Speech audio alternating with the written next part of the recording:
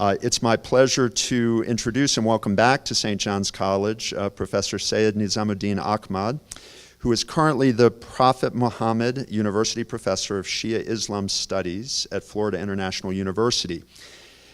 He is an honorary research fellow in the Institute of Arabic and Islamic Studies at the University of Exeter.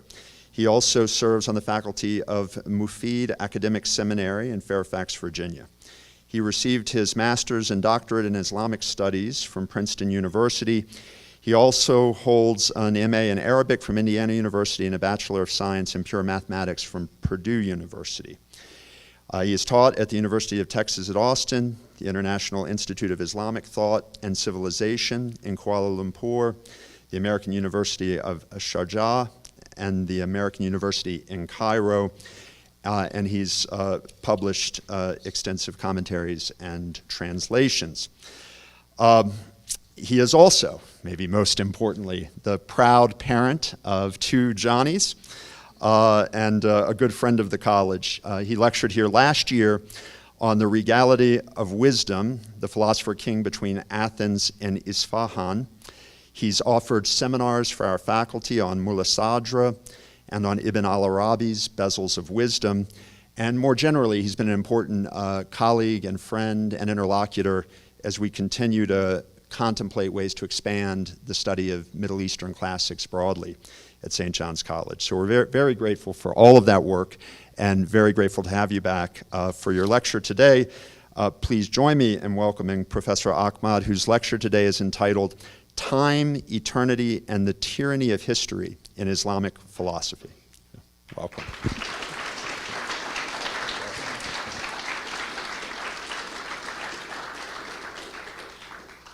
Thank you very much.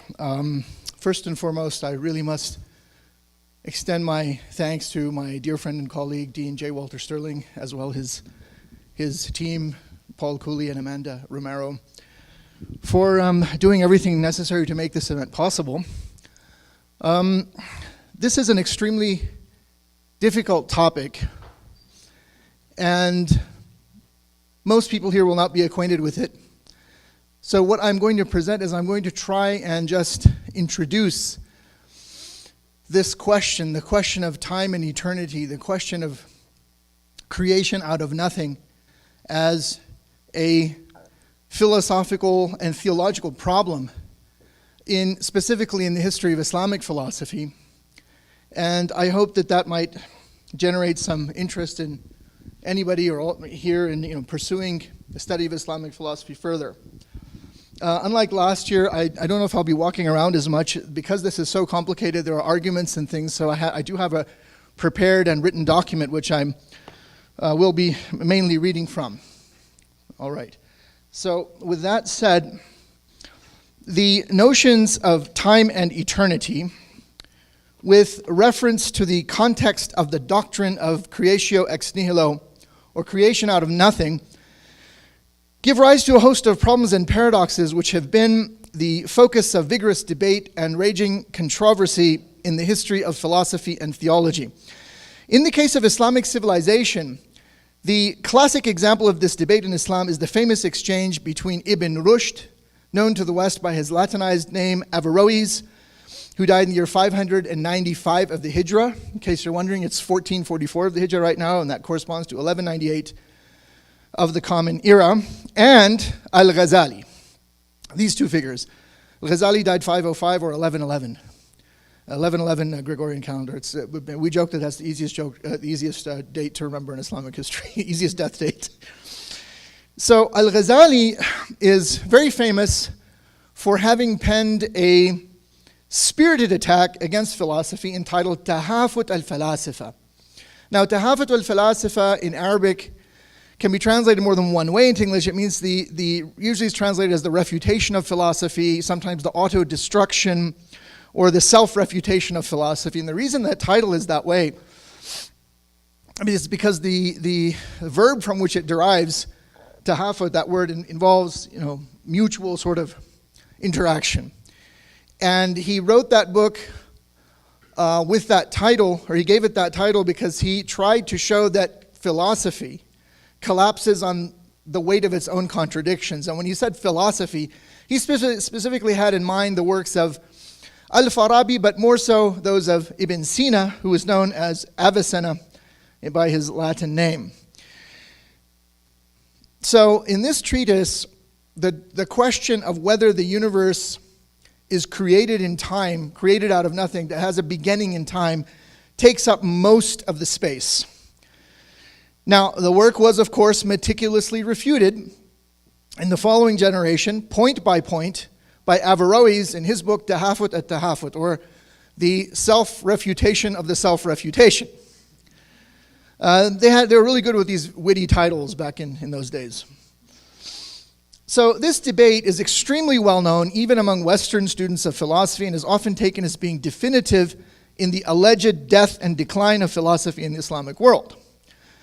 However, this is a grave error.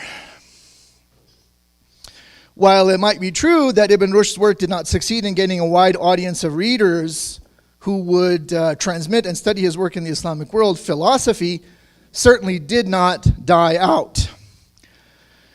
In Sunni circles, philosophical thought continued to be cultivated in some form or another, although it never became a central concern.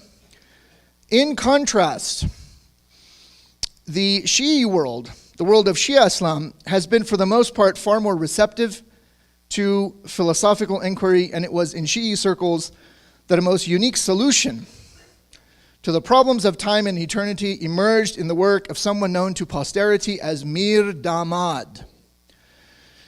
Now, Mir Damad lived in the Safavid period, Safavid Iran, so that's the 1600s. That's when he flourished. And his work and his legacy has been eclipsed by that of his much more famous student and disciple, Mullah Sadra. But I think that Mir Damad is quite interesting, even though he has been rather neglected. And that is one of the reasons I want to devote this topic, or the topic of this lecture, to his contribution. But of course, we have to first start with this question at a more basic level. So what is the central question? The central question is this: does the universe have a beginning in time, or is it eternal? Think about that.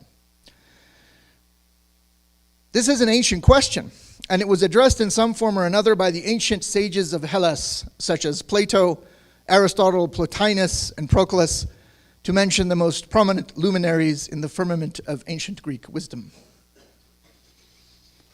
However, in this brief lecture, we will barely be able to do justice to the Muslim errors of this debate, and thus must leave a more comprehensive account for another occasion. For theists, especially those of the Jewish and Christian religions, who both share a belief in some version of what is held to be a revealed scripture, known to both as the Bible, as well as for Muslims who profess belief in their own revealed scripture, namely the Quran, all three are committed to some kind of doctrine of a creator God. And it's this creator God who somehow brings the universe into being. The vast majority of these believers hold that this bringing into being of the cosmos was an act of creation out of nothing. Creatio ex nihilo. So on such a view, the universe is originated in time. It has a temporal origin, which is to say that at some point in time, the universe did not exist, and then at some point in time, God created it, and lo and behold, here we are. For Muslim philosophers and theologians, as well as for Jews and Christians, but from here on out, I'm really only going to talk about Muslim philosophers and theologians, this reduces to the question of temporal, or the temporal status of the universe or cosmos. In Arabic, the word is alam. It's cognate to the Hebrew olam. But alam, technically, as a technical term in Islamic philosophy, means everything other than God. So it's the question of the status of the universe or cosmos, the temporal status of the universe or cosmos.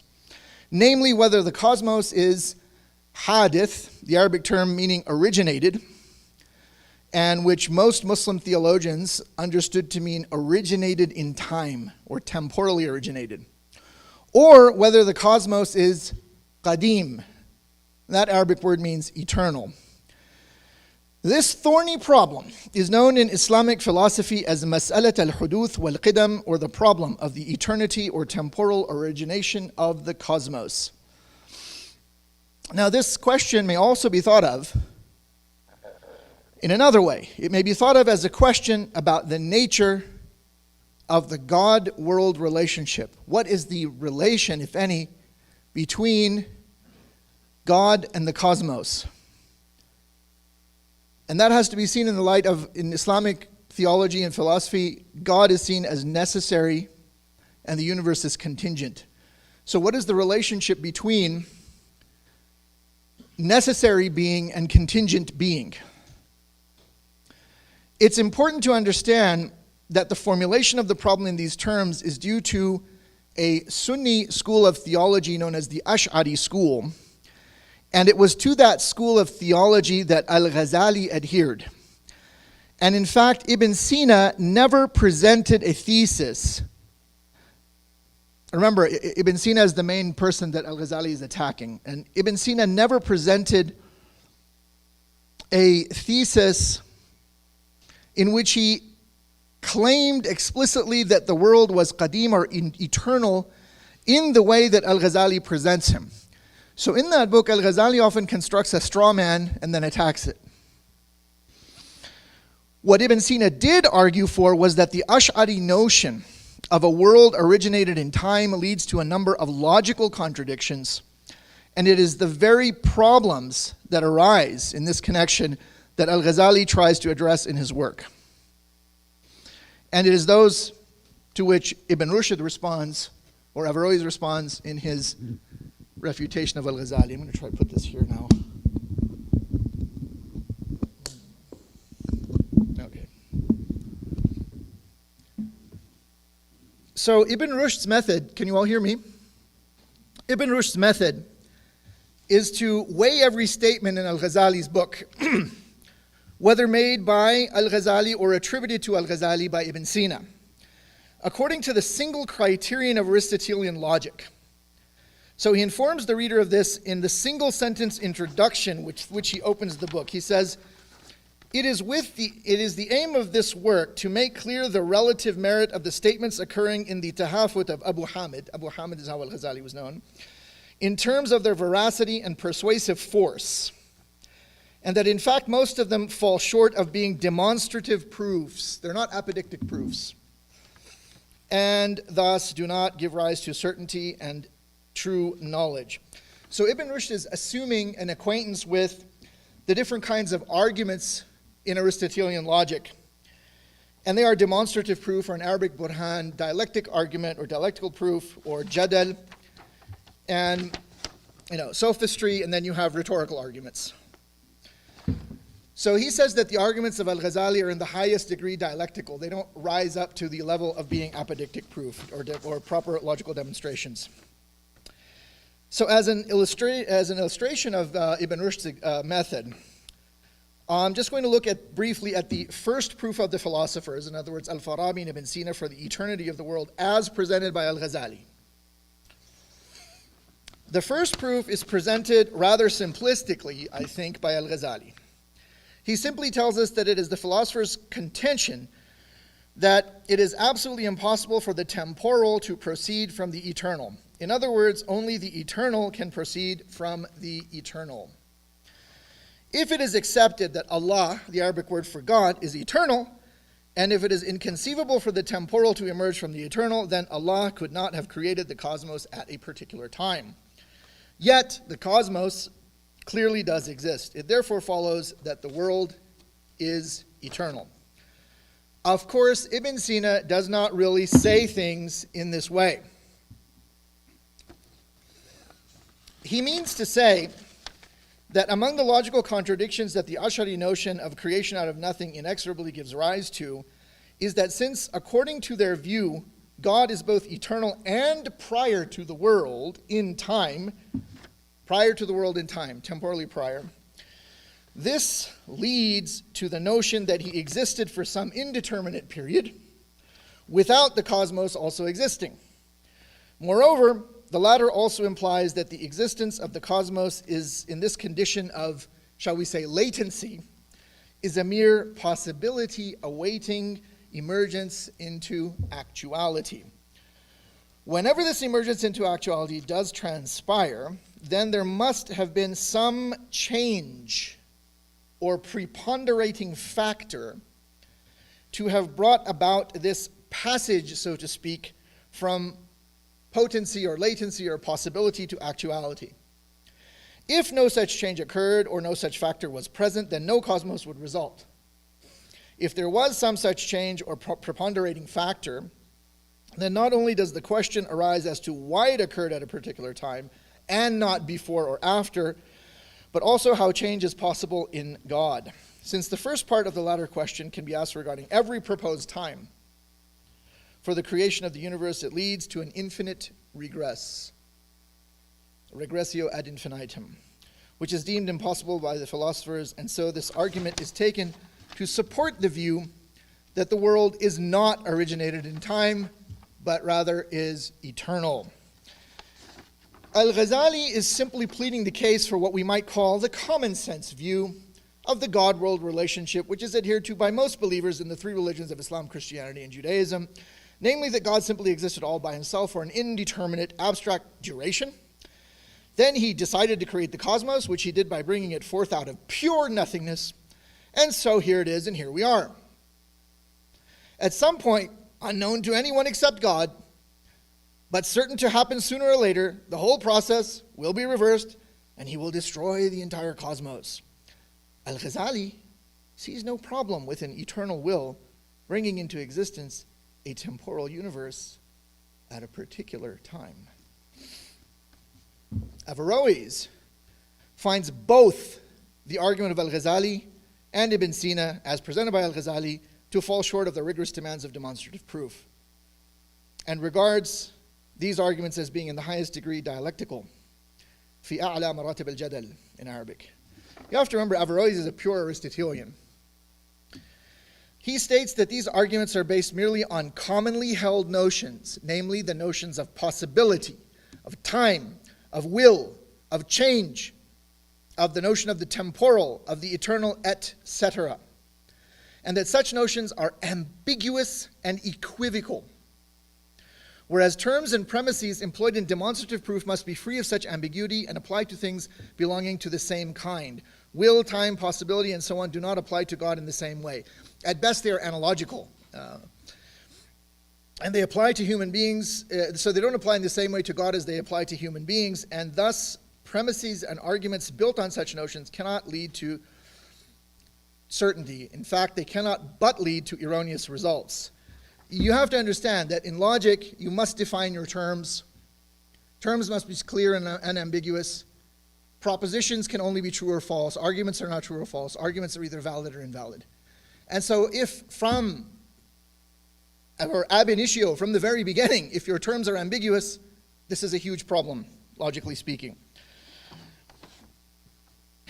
So Ibn Rushd emphasizes this radical disconnection, or I would say disanalogy, between man and God, particularly between the eternal will of God and the will of man, which is conditioned and constrained by so many factors.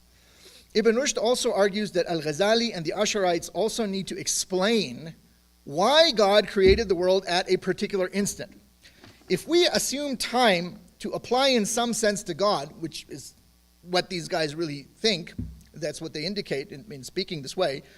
So if we accept that, for the sake of argument, Ibn Rushd would say, then it would appear that al-Ghazali and the Ash'arites have a real problem. And that's because they have to answer the question why God chose to create the universe or the cosmos at some particular time, call it T subscript 0 or T naught, as the British like to say, rather than some other instance, T1 or T2 or some T subscript I. This is a crucial point because for God, all instants, every single one, T0 or T0, T1, T2, T3, Ti, Tn, etc., etc., ... all instants are the same. If we attempt to dispose of this thorny objection by arguing that time does not apply to God, but rather comes into existence with the cosmos and is a phenomenon which is ultimately an effect of the relative motion of various celestial bodies in it, even then this objection still stands in some form. The reason for this is because God still has to choose to create the cosmos. And for him, all choices must be the same. One may simply repeat the objection verbatim, simply replacing the words time and instant with the notion of choice, as opposed to T0, T1, etc. You just have C0, C1, etc. Because for God, all times, all choices are the same. So why must we speak of the cosmos being originated in time? Now, al-Ghazali anticipated this question, and he gives the example of a hungry person faced with the choice of eating one and only one of two essentially equal and identical dates. All right? Given these two equivalent alternative courses of satisfying his hunger, they obviously are quite capable of choosing one over the other. God can do exactly the same thing, al-Ghazali argues. Any rejection of this proposition, he further argues, is simply a failure of the human imagination, rather than a genuine philosophical objection to creatio ex nihilo. Ibn Rushd's response is that the example of the two dates is really far from accurate. Since given the choice between two similar alternatives, the choice of the hungry man is really a choice between accepting only one or rejecting both. In other words, of eating or not eating, inasmuch as either date will satisfy the person's hunger. In choosing a date, the person is simply choosing not to remain hungry. So there are really two different and opposite choices: to eat or not to eat. Two different and opposite choices rather than two identical choices, to eat this one or to eat that one. Therefore, the argument, Ibn Rushd says, cannot be used to establish that God can arbitrarily choose to create the world at a particular time. Furthermore, this argument cannot be made to suggest that the divine will can establish a difference where none actually exists. Ibn Rushd continually stresses the complete disanalogy between the divine will and the human will, just as there is a complete disanalogy between divine knowledge and human knowledge. According to Ibn Rushd, and as held by Aristotle, to whose teachings he was very, very, very loyal, the entire cosmos is in motion, and God is the unmoved mover. Ibn Sina also argued that God is the ultimate first cause behind all things. If this is so, asks al-Ghazali, is it not a contradiction to deny that God brings the world into existence at a particular time? So you have to understand the debate between these guys. Al-Ghazali, Ibn Rushd, Ibn Sina, they all acknowledge that God is the creator. It's really a debate about what does this creative act mean, and how does it relate to time. So, continuing with al-Ghazali's argument, why can't God create the universe at a particular time? After all, he would say, if everything in the universe, whether it is in motion or not, has cause or is caused, and we can in principle follow the links between things and their causes, and the causes of these causes, and so on, until we come to the first and original cause, namely God, then does this not establish that the universe is originated, indeed, temporally originated, created in time? Ibn Rushd has a very, very clever response to this objection. He says that the temporal proceeds from the first eternal, namely God, not insofar as it is temporal, but insofar as it is eternal. Through being eternal generically, though temporal in parts. صدور الحادث عن القديم لا بما هو حادث بل بما هو أزلي من جهة أنه أزلي بالجنس حادث بالأجزاء. That's the Arabic expression. He means to say that we should not think in terms of an eternal being like God directly causing a non-eternal and temporal event. Temporal events have accidental causes which have their place in an exceedingly complex series and network of other temporal events. Yet the entire series or network of such temporal events as a whole, or in aggregate, is nonetheless itself eternal and brought about essentially by an eternal being acting on the totality. God is the essential cause of this aggregate, and he brings about its effects at the same time as it exists, which is not normally the case with accidental causal production.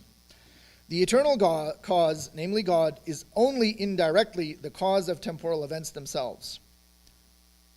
God is directly the cause of the whole network of temporal events. So by this clever distinction, Ibn Rushd is able to claim that God does not directly act in time, yet remains the first cause, the unmoved mover, which is the terminal point of any series or network of temporal events. So this is an example of how one dimension of the debate played out in the pages of The Incoherence of the Incoherent. Is a large book. If you're interested, the whole thing is translated into English. It's even on sale here in the St. John's bookstore. So this is one kind of understanding, namely that of Ibn Rushd. And the problem remained a problem. And it was debated. But what took place in the Shia world, where philosophy really finds a home and a very receptive environment for the most part, the question in some ways was put aside in the sense that the philosophy of Avicenna, of Ibn Sina, due to the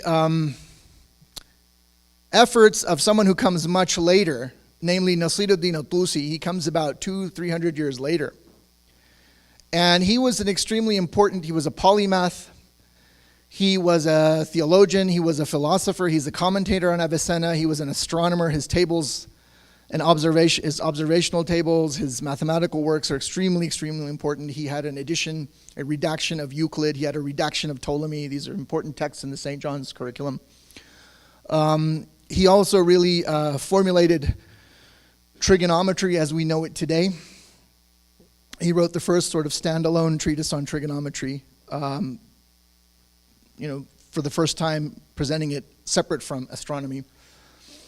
And he has tremendous contributions to 12-er Shiite theology, and for a time he also flirted with another kind of Shiism called Ismaili Shiism. So his writings are extremely significant. And he wrote a very important theological treatise known as the Tajrid al-I'tiqad in Arabic, or the Abstracta Theologica, of which I have produced a translation but has not yet been published. And in the first half, or the majority of that book is devoted to metaphysical questions. And there he presents the philosophy of Avicenna. And so many people in the Shia world who were theologians, who were involved and who accepted these notions, they had a Avicennian understanding of the God-world relationship. But yet there were people who didn't like this, and it was always a kind of thing that made people uncomfortable. And so Mir Damad, who comes much later, long after al-Tusi, Nasiruddin al-Tusi dies in the year 672, and Mir Damad's death date, I forget at the moment, it's 1040, 1050, something like that, I think in the Hijra calendar. But again, it's the 1600s. So he comes much later. And he was a very, very devoted student of Avicenna.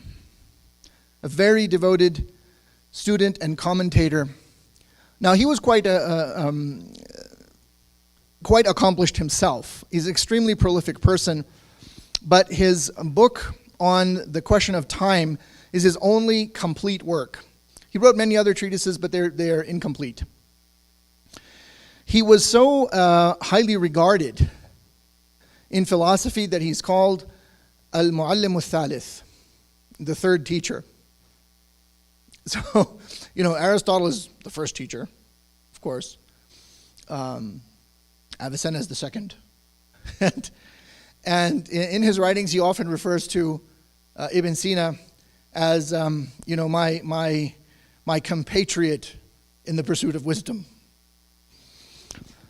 So Mir Damad presents a highly original resolution to this problem.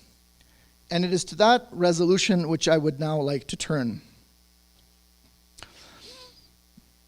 His theory may be called the theory of meta-temporal origination, or the theory of perpetual origination.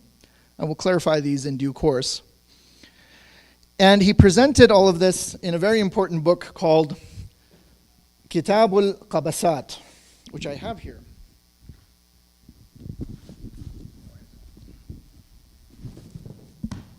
The al-Qabasāt. So it's a big book. And it's a very important book, and it's a very difficult book. Mir Damad is known for his extremely, extremely difficult writing style. And he did this by design. Now, there is in this college a great devotion to the notion of esoteric writing, set out in a work known as Persecution and the Art of Writing. And it's true that Mir Damad kind of joked with his disciple Mullah Sadra, because Mullah Sadra wrote him once saying, I've gotten myself into a lot of trouble, because Mullah Sadra espoused a kind of philosophical version of the doctrine of the unity of being, which was really goes back to someone named Muhyiddin ibn al-Arabi, and is seen by some people to compromise the God-world relationship and to lead to a kind of pantheism, which is not true. But as a result of that, he got himself in some trouble. And so Mir Damad told him, well, the reason you did this, you got into this predicament, is because your Arabic is too clear. And I can testify, he's a beautiful writer.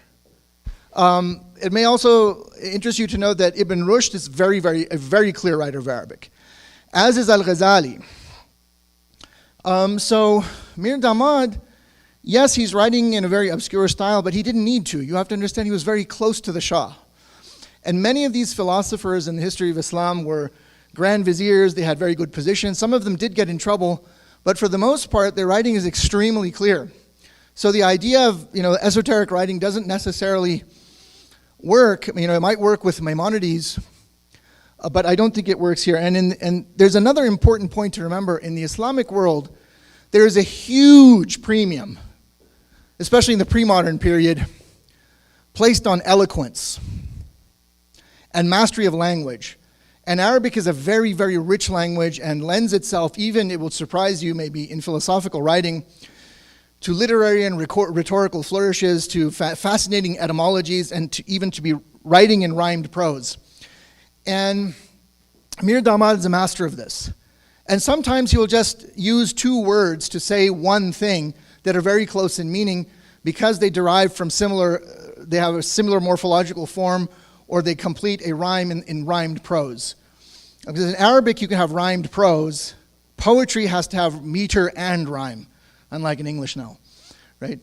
So he's really just kind of showing off when he writes that way. And that just makes it all the more difficult because the questions of being and time are, to state the obvious, highly recondite. So what is he trying to do in this book? The Kitab al-Qabasāt, which means the title means the Book of Glimmering Embers. So Qabasāt is the plural of the Arabic word qabas. And I say this many times, if you want to understand Islamic civilization well, you have to have an acquaintance with the Quran in the original Arabic. So if you know that from the title, you'll immediately recognize that this is an allusion to a surah or chapter in the Quran, which is the surah of Taha. That's the title. I think it's the 20th surah. Muslims don't go by the number. It's like very similar to the Jews. We go by the name of the chapter or the section. And in that, Moses says to his family, Inni anastu naran, I perceive from afar a flame or a fire. Let me go to it and come back to you with a glimmering ember. So it's an allusion to that. So he's also implying that he has attained to this wisdom, of course, through his mastery of Avicenna and philosophical works, but there's another dimension as well. That's the implication anyway. He doesn't explicitly say that anywhere. But philosophers like Mir Damad in the Islamic world always had some sort of spiritual practice as well, some form of ascesis. So it is important to understand that philosophers like Ibn Sina never claimed that God did not create or originate the universe. For philosophers like Ibn Sina, God did originate the universe, but God is not temporally prior. Rather, he is logically prior to the universe. In his proof for the existence of God, Ibn Sina relies on his crucial notions of necessity, wujub, and contingency, imkan, to establish the existence of the necessary being. In its most concise form, the wording is of Nasiruddin al-Tusi, it may be stated as follows. Given an existing thing, if it is necessary, wajib, then that is what was to be demonstrated, QED, we're done. And if it is not, namely if it is contingent, then his, capital H, existence is by that very fact entailed due to the impossibility both of a regressio ad infinitum as well as a vicious circle. So again, that's the wording of Nasiruddin al-Tusi in his Abstracta Theologica. And Ibn Sina sets that out in more detail in other works such as the Shifa, the Cure, and the Remarks and Admonitions, al-Isharat wa Tanbihat. So Ibn Sina is in no doubt that the cosmos is originated, that it is in Arabic hadith. But again, in logic it hinges on how you interpret the terms. So you'll say, yes, the universe is hadith, but it is not a ḥudūth zamani. In other words, the universe is originated, but it is not a temporal origination. And due to the impossibility of a temporal gap between God and the product of his creative act, God's priority to the cosmos is a logical and non-temporal one. Since God as efficient cause is existent ab eterno, the cosmos is as a fact must also be existent ab eterno. God and world are then co-eternal. Thus the universe is only logically preceded by an essential non-existence, what is called in Arabic adamun dhati, which is seen to be purely notional. It is in this sense that the universe is not hadith, that is to say, not originated in time. However, this is not to say that there is no gulf or discrepancy or qualitative difference between the two, between God and the cosmos, for there is no common measure between the ontological rank of necessity and the ontological rank, or rutba in Arabic, of contingency. Perhaps by now, the perceptive listener may have realized that the various terms used to express concepts of temporality and tense, such as time and eternity, deserve much more minute scrutiny. If we are to have any hope of better understanding the problem and arriving at a solution, we must examine these terms much more closely. And it is precisely this that Mir Damad set out to do. Now, did he succeed in solving the problem? I'll leave you to ponder that at the conclusion of the lecture. Mir Damad leaves no doubt as to what he intends to achieve in writing his massive work, the Book of the Glimmering Embers. He tells us in the opening lines, and I'm paraphrasing here, not translating directly, he tells us that he will establish by formal demonstration that it is God alone who is characterized by eternity, qidam in Arabic, and that the cosmos in its entirety is preceded by a real non-existence, adamun sarih, rather than the merely notional non-existence, adamun dhati, of Ibn Sina. And furthermore, that it is characterized as being originated and is inherently subject to destruction. He does this by introducing a threefold division of temporality that also signifies three distinct ontological dimensions as well as three different types of temporal relations. Now, Mir Damad does this at length in the first chapter of the Book of Gleaming Embers through a very close reading of a number of passages taken across the oeuvre, the writings, the works of Ibn Sina, as well as some other thinkers, but mainly Ibn Sina. So he is very much an Avicennan, but he is extracting from ideas that were first formulated, I would say in broad strokes by Ibn Sina, and using them in a new way. So he's kind of a reformulator, I would say, of the Avicennan tradition. And it's interesting, I think, that he did not do this in the form of a commentary, because in the Islamic world, people often wrote commentaries, and even if they had their own views to put forward, they would put them or embed them within a commentary. He did not do that with the Kitab al-Qabasāt, the book of glimmering embers. But it's interesting that his son-in-law, Sayyid Ahmad al-Alawi, devoted a commentary to the book of glimmering embers. And we're fortunate that he did, let me tell you. So I'm just going to take one example of a quotation from Ibn Sina, which is really important for understanding this, and which is cited by Mir Damad in the book of Glimmering Embers. This is from a work of Ibn Sina's called the Ta'liqat, or the Marginalia. This is a fascinating work because in that he answers inquiries and just says what he really thinks very openly. And it's also interesting because he talks about some of his contemporaries and he disparages them in no uncertain terms. So it makes for very entertaining reading as well. It's not just dry philosophy.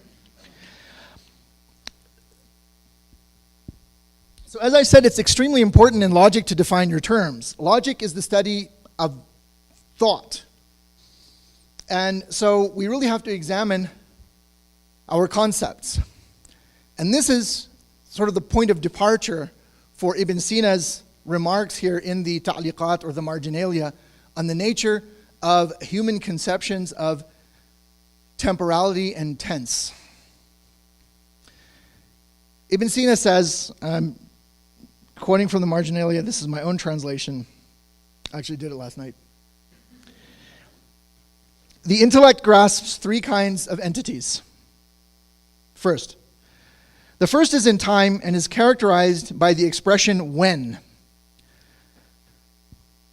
quote unquote when, which describes mutable things that have a beginning and an end, although their beginning is not their end, but their beginning entails that they have an end. Such an entity is in constant flux, one state passing away, followed by another. And this is what Ibn Sina, below in the next example, refers to as zaman, which is just a generic Arabic word for time.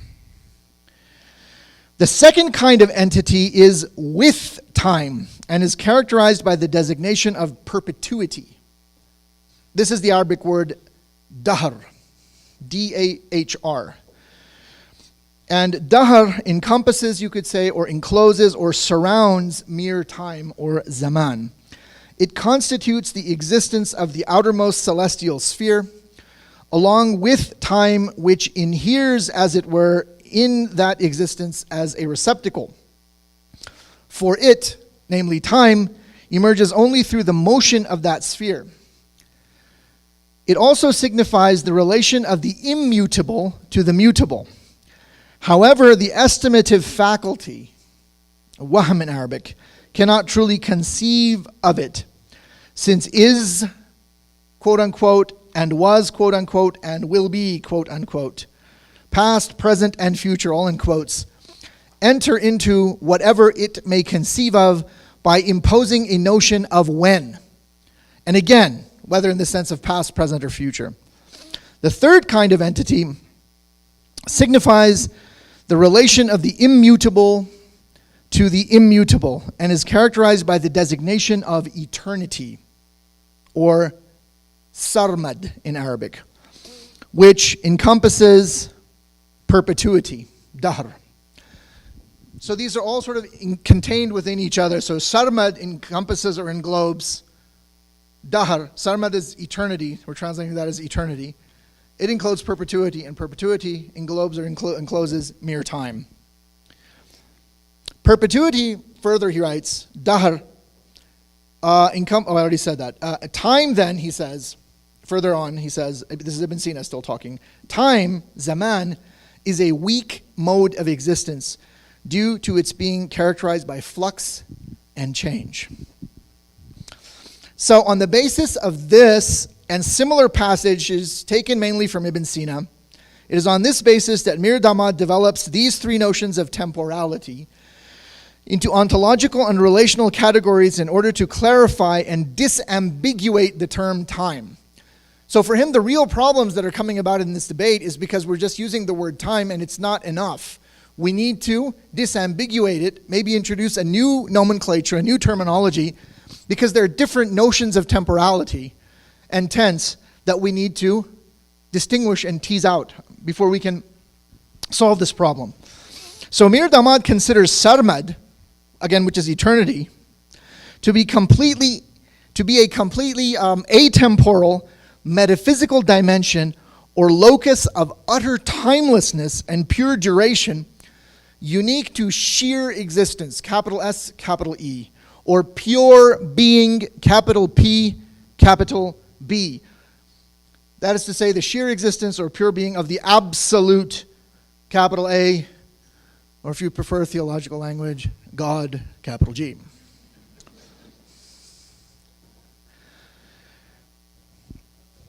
The fascinating Japanese scholar of Islamic philosophy, Toshihiko Izutsu, describes this dimension thus: sarmad, eternity. He describes it as an ontological domain exclusively reserved for the existence of the absolute. No other existent can exist in this dimension. Thus, all things other than the absolute, whether they be non-material or material, supersensible or sensible, are in terms of this metaphysical dimension essentially non-existent. This non-existence of all things other than pure existence, capital P, is called in Arabic Adam Sarmadi, i.e. the non-existence in the dimension of sarmad. And it is woven into the very essential nature of these things. Everything other than the absolute is in this sense preceded by non-existence. And the word precedence here has to be taken in a non-temporal sense. So much for sarmad or eternity. As for dahr, which we have translated as perpetuity, dahr or perpetuity is a meta-temporal, metaphysical dimension or locus of all non-material entities. This is extremely important. You guys are all going to love this if you like Plato. This is the ontological domain of the perpetually immutable intelligences, i.e. Plato's ideal forms or archetypes, or what Ibn al-Arabi called the fixed entities, al-a'yan al-thabita. Plato's ideal forms, in case you're wondering in Arabic, is al-muthul al-aflatuniya. Or Shihabuddin Suhrawardi's lords of the species, what are called arbabul anwa', and it is also the dimension of angels. So whilst all of these entities exist in this domain, in relation to sarmad, in relation to eternity, they are non-existent. The things found in perpetuity are said to exist with time, ma'az zaman, but not in time, not fiz zaman. In the case of zaman, we're now going to the third temporal dimension. Zaman is our familiar physical temporal dimension, the world as we know and experience it, and thus we can simply translate the Arabic zaman as time. So previous philosophers and theologians who were involved with this discussion were just using zaman in this sense, or at least that was in the back of their mind, even when maybe they were trying to use it in other senses, and that's why the debate is so muddled and confused. So in zaman, in mere time, our physical temporal dimension, All things in this dimension can be said to fully exist only in terms of this dimension. In relation to sarmad or eternity, and in relation to dahr or perpetuity, they are essentially non-existent. Unlike the things found in dahr or perpetuity, the things found in zaman are said to exist in time, fiz zaman, but not with time, ma'az zaman. So far so good, but we've only really examined how Mir Damad elaborates on these three dimensions as ontological loci, peculiar to certain entities. But he also sees each of sarmad or eternity, dahr perpetuity, and zaman or time as also signifying different types of dynamic relationships. And that's important because we understand what God's creative act is. So keep in mind again that sarmad or eternity is a completely atemporal metaphysical dimension of utter timelessness and uniquely applies only to pure being. So pure being, or al-wujud al-mahd in Arabic, in its pristine purity, or if you like, we could have said the absolute in its absoluteness, is utterly non-conditioned. The Arabic for that is al-wujud la bi sharti shay. So the absolute in its absoluteness is utterly non-conditioned, so much so that it is beyond the condition of non-conditionedness itself. It is, in the words, again, of Toshihiko Izutsu, absolutely unarticulated, undetermined, and undivided, end quote. Here, we are clearly pushing the limits of linguistic expression to the breaking point. Indeed, language begins to disintegrate in speaking of this most indeterminate of indeterminates. Yet, we are compelled to say that within, so to speak, the utterly indeterminate non-conditioned being, or, if you prefer, the divine essence in the language of theology, there are certain lines of articulation. As Izutsu puts it, it is this mutual relation between the absolute and its inner articulations that is called sarmad, or eternity. The sarmad, eternity, is not just an ontological dimension in which the absolute as pure existence exists, but also represents the dynamic relation between the absolute and its own inner determinations, which of course would be the divine attributes. So it also represents, eternity or sarmad also represents the dynamic relation between the absolute and its own inner determinations, both being immutably permanent. Needless to say, this is an absolutely non-temporal, essential relation between the eternal and the eternal. Excuse me for a moment.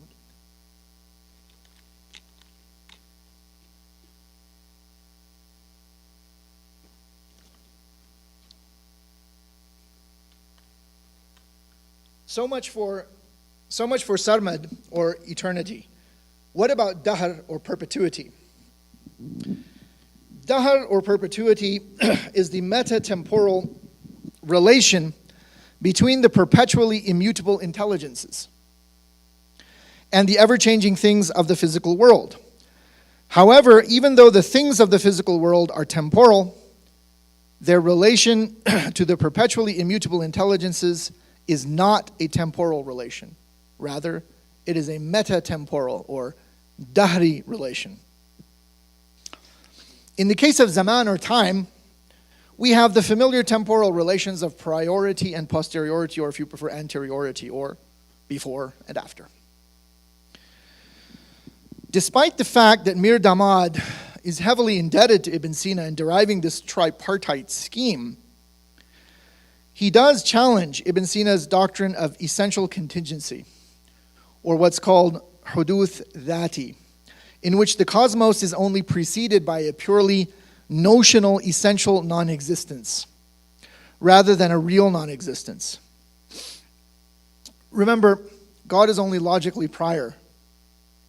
There is no temporal gap. And so Mir Damad doesn't like this.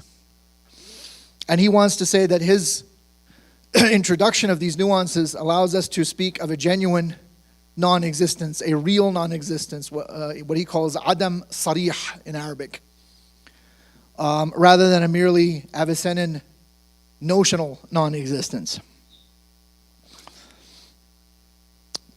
So, once again, in the words of Izutsu, for Mir Damad, the empirical world is contingent not simply because of its existence being preceded by this kind of essential non-existence, which is posited by human reason in terms of the conceptual structure of all caused things, but because it is preceded by an entirely different kind of non-existence, real non-existence. The existence of everything in the empirical world is ontologically preceded by a real, as distinguished from an essential or merely conceptual non-existence in the dimension of time, in which it actually exists, but in that of meta-time, or dahr, the meta-temporal dimension of perpetuity. The non-existence here in question is neither essential nor temporal, but meta-temporal, or the Arabic would be dahri, or if you prefer, perpetuity, perpetual, something like that. Translation of these terms is also quite a chore. So it is in this fashion that Mir Damad claims to have settled the question of al-ḥudūth wal-qidam, the problem of the eternity or temporal origination of the cosmos, through subjecting the notions of origination and temporality to careful scrutiny. Did he succeed? Well, I'll try and help you with that. You come to your own conclusion. So by way of a basic assessment of the originality of this doctrine, let us sum up exactly what Mir Damad claims to have achieved in contrast with his predecessors. By way of summing up. Mir Damad does not claim that time and the cosmos both have a beginning in time, but rather that they both have a beginning with their creator. Thus, Mir Damad is quite different from al-Farabi, from Ibn Sina, and from Ibn Rushd, Averroes, Avicenna, in the sense that the cosmos and time are both finite in the direction of the past and can be said to have a beginning. It's not a temporal beginning, but it's still a beginning. Moreover, Mir Damad differs from Kalam theologians like al-Ghazali by the fact that the beginning in question is in no way a temporal beginning. To truly appreciate what Mir Damad is saying here, we must be careful not to conceive of the notion of beginning as a temporal notion, but as a meta-temporal, perpetual, dahri beginning. Thus, Mir Damad is not saying that the cosmos was created in time, but that time was created simultaneously with the cosmos. This simultaneity is key. When Mir Damad speaks of having a beginning, he actually means having a cause. So that all that it is caused or caused, ma'lul in Arabic, even if its existence be perpetual or dahri, does have a beginning in this sense. Recall that Ibn Sina pointed out the extreme difficulty of removing tense and temporality from the estimative faculty. The latter, in the words of a contemporary researcher on Mir Damad known as Kevin Brown, who he says that the estimative faculty compels the mind to believe that if the universe is really posterior to the creator, it must be temporally posterior, as the mutakallimun, the Sunni theologians, hold. In the same way, the proposition that the emanation of God cannot exist compels the mind to believe that the universe must be temporally co-eternal with God, as the philosophers hold. Mir Damad is saying that neither of these positions is correct, And that is due to the distortion of the estimative faculty, the wahm in Arabic. The correct position, as he demonstrates at length in the book of Glimmering Embers, is that creation is in fact actually separate from God at the stage of cause, with an atemporal posteriority, and simultaneous with him in the stage of the effect with perpetual simultaneity. So that's what he claims to have achieved. And I think it's fascinating. It's something of a cliche to quote Whitehead's famous remark that the history of European philosophy is a series of footnotes to Plato. He says something to this effect. Well, that applies to other philosophical traditions, certainly to the Islamic as well. But in the case of Mir Damad, I dare say we're not really in the presence of a mere footnote.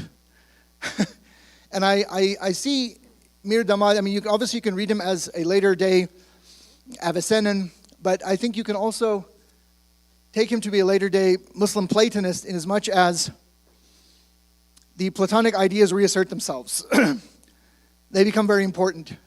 And I can't help but think that there might also have been some influence of Ibn al-Arabi on him, but he doesn't really quote him there to my knowledge. And so in a way we've come full circle. We're back to the cave. And we can, maybe for the first time look at the shadows and realize just exactly what they are, shadows. And, as the fire dims and we gaze at the ashes and sparks and the glimmering embers, maybe we feel we have achieved something. But there's one question that remains that I would like to address as I conclude, or by way of a conclusion, and that is the question of the tyranny of history. I would argue that Mir Damad's answer to the question, does the cosmos have a beginning in time or is it eternal, must inevitably give rise to another question. And now Mir Damad doesn't raise this question. I am raising this question.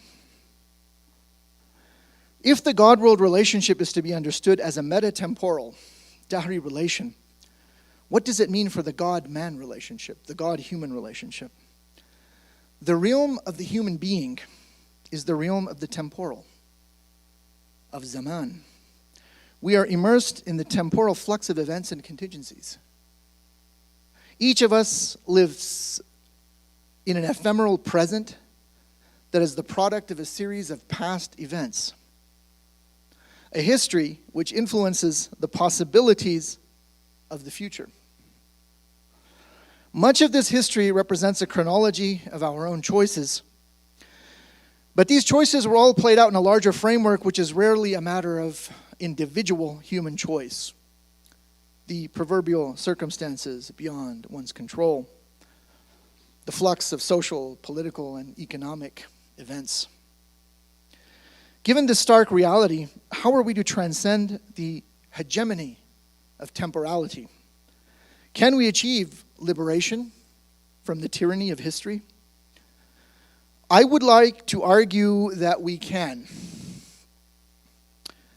but only by turning to the ancients, not the moderns. When we gaze upon the traces of ancient civilizations from the remote past, such as those of ancient Egypt, or traces of the more recent traditional civilizations with a capital T, such as that of Islam, we are struck by the immutability of the essence at the heart of these civilizations. In the words of Julius Evola, those civilizations were civilizations of being. They showed their strength precisely in their identity, in their triumph over becoming, over history, change, and the amorphous flow of things. These civilizations plunged deep beyond the shifting and treacherous waters, and in the deep, they firmly rooted themselves. The opposition between modern civilizations and traditional ones may be summarized as follows. Modern civilizations devour space, whereas traditional civilizations devoured time. He continues, modern civilizations are dizzying in their fever for movement and for the conquest of space. This has led to the creation of an endless arsenal of mechanical means to reduce all distances, shorten all intervals, and contract into a sense of ubiquity, whatever is scattered across a multitude of places. This is a frenzied need for possession, a dark angst towards all that is detached, isolated, deep, or remote, an impulse to expand, circulate, associate with others, and find oneself in any which place, anywhere, except with oneself. By contrast, traditional civilizations were dizzying in their stability, in their identity, in their subsisting in an unwavering and chainless fashion in the midst of time and history. So much so that they succeeded in lending sensible, tangible expression to eternity. They stood as islands or bastions in time. Operating within them were forces that consumed time and history.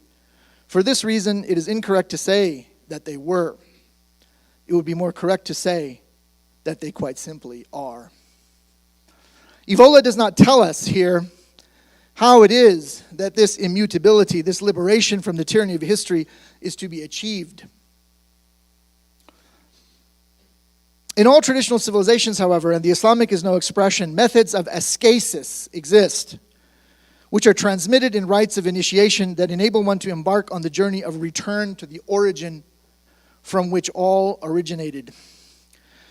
Philosophers of the traditional world, like Mir Damad, in their pursuit of wisdom, for that is what philosophy truly is, they all practiced such methods of ascesis and did not confine themselves to mere conceptual elaboration and dialectic.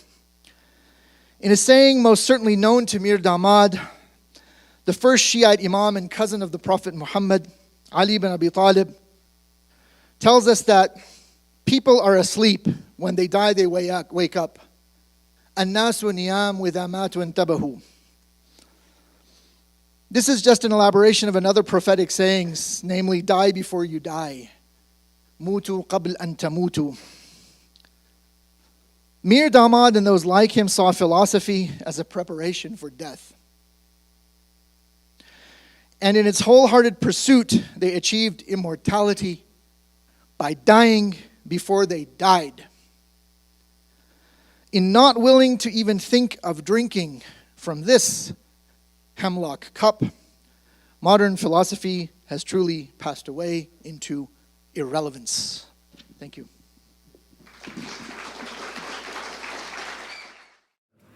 Professor Ahmad, we'll start with a question or comment. Let's let the games begin.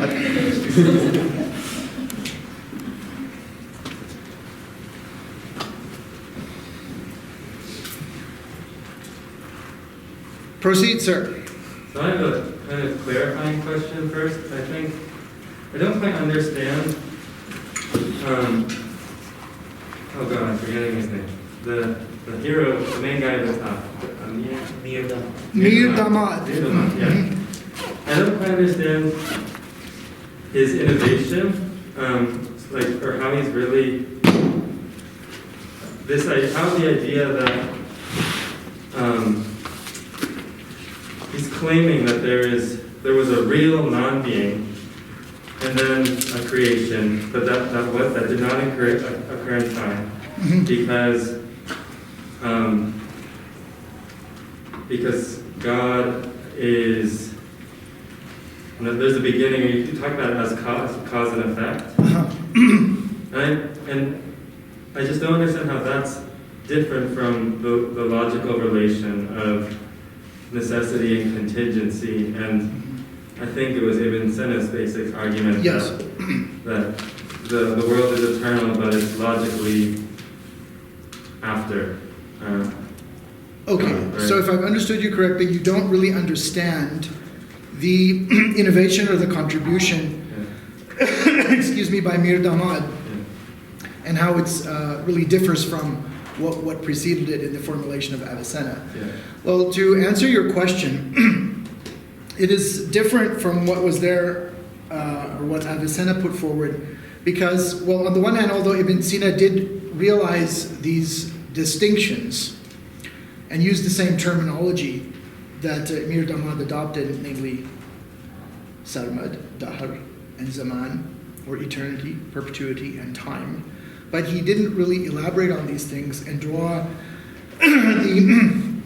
out the implications which Mir Damad claims are there. And so Mir Damad is saying that, unlike Ibn Sina, in his formulation, the universe does not extend back, temporally speaking, infinitely. It has a terminal point.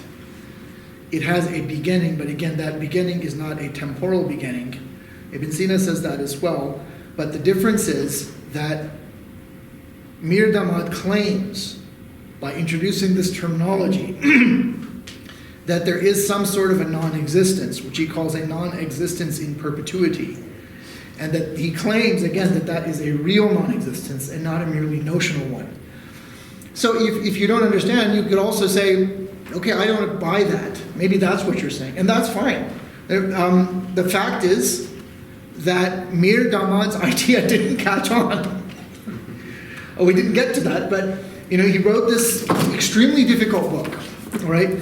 Now, even though this book is published in modern times in the Islamic Republic of Iran, and I'm sure it's still in print, you can buy it, very few people really read it or study it. And even in the annals of Western Orientalism, there's only a paper by Izutsu and another paper by Fazl Rahman from the 70s, so that's some time ago. And then a couple of papers by a colleague of mine named Sajjad Rizvi at Exeter University. And I think the dissertation of Kevin Brown, which was something like 2000, from the early 2000s. And that's it. So part of it is this really forbidding style, these literary flourishes and so forth. It's not a very readable book in that regard. And the ideas are extremely difficult. So his disciple, Mullah Sadra, didn't accept this doctrine. And a lot of people, again, like I said, because they don't really focus or a lot of attention on Mir Damad, they don't realize that in many places in Mullah Sadra's writings, he's actually responding to his teacher. But he doesn't say so explicitly. But every philosopher writes in some sort of a context. So, if you don't understand or you don't like me, maybe it's because you don't like it. I don't know. I mean, you're not emotionally, but you're not convinced. I wouldn't blame you. But that's the best I can do. I mean, and it is a very hard problem because, again, as Avicenna says, the estimative faculty works in temporal categories, in zaman, in other words, and mere time. And you really have to somehow rise above that, so to speak. And again, our terminology, no matter what we do, even with this threefold division in the terms that Mir Damad uses, we can't get out of temporality because no matter what language we speak, whether it's English or classical Chinese, there's some notion of tense, of time. So, I don't know if I've done justice to your question, but that's what I have to say. Is the distinction that can it be seen is there a difference between like cause and effect outside of time for some reason versus logical priority and necessity? Is that the distinction being made, or? Ibn Sina says that God is logically prior, not temporally prior. Yeah. And the precedence of cause and effect here is a precedence in a logical precedence or a precedence in rank, ontological rank. The example that they always give, well, some theologians always give, is the motion of the ring. When I move my finger, the ring just moves with the hand, but it doesn't really possess any movement of its own. But because it's attached to my finger, it moves. And so the movement of my finger is of a higher ontological rank than the movement of my ring on that finger. And that is the similitude which they put forward in an effort to clarify what they see or understand the relationship between the temporal and the eternal to be.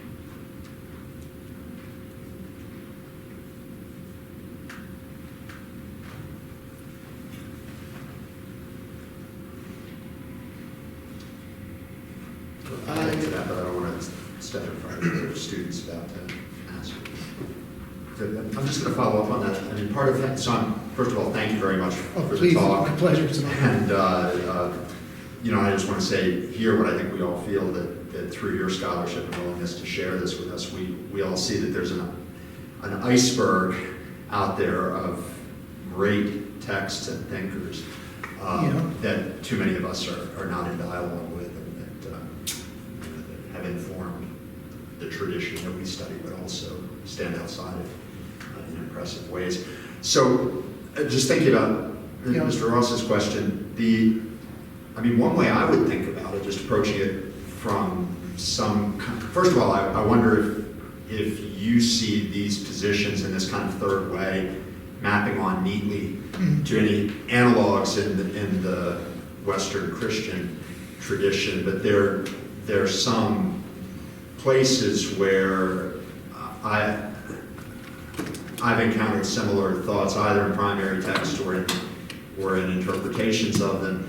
And I guess one way I think about that question is, does creation turn out to just be, does it turn out to be a word that needs to be translated back into causation of some sort, or is there a real meaning to creation that I think is preserved in this third way? In other words, there's a difference between something like perpetual causation that's atemporal in a sense, meta-temporal, but perpetual causation and perpetual creation ex nihilo, which is how I'm thinking about this, what I'll just call a third way. It's perpetual creation ex nihilo, where that really means something and doesn't just mean an atemporal causal or ontological dependence. Is that?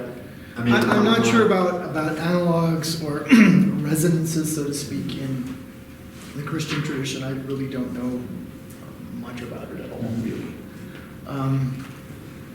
But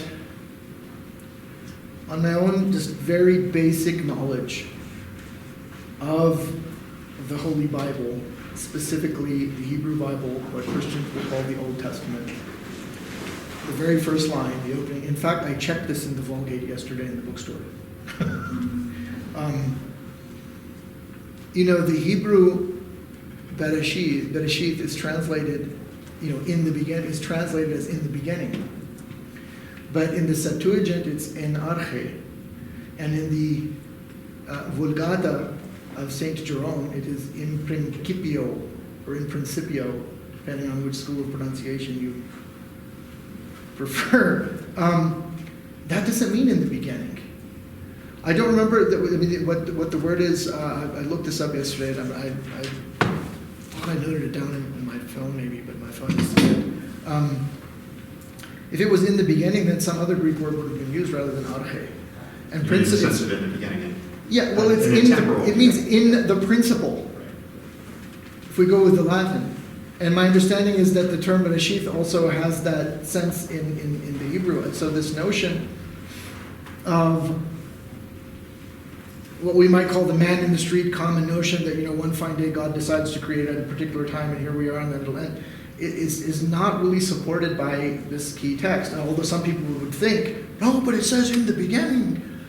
But that's not really what it means. So I wonder then, if in earlier times there was a tradition, a very different understanding. And just going on the wording, I would think at least that it would have some justification, but how that played out in the history of Jewish and Christian exegesis and theology, I don't know. Maybe just saying that aside, just the second part of my question. Yeah, the second part. Partly informed, by encounters with some of those questions in the Christian tradition.